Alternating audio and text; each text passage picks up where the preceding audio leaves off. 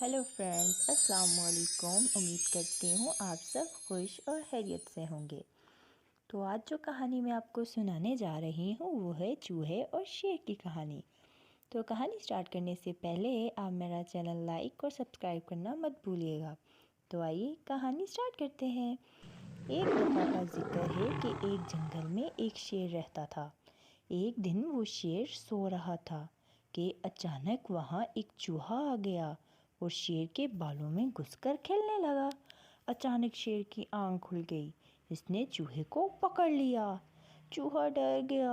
वो शेर से मिन्नत करने लगा, मुझे छोड़ दो, मैं आइंदा ऐसा नहीं करूँगा। शेर को इस पर रहम आ गया। इसने चूहे को छोड़ दिया। चूहा जाते जाते शेर से कहने लगा, मैं इस एहसान का बदला ज़रूर दूंगा। शेर इसकी बात पर हंस पड़ा। एक दिन कुछ शिकारी जंगल में आ गए। इन्होंने जाल डालकर शेर को पकड़ लिया। वहाँ अचानक वही चूहा भी आ गया।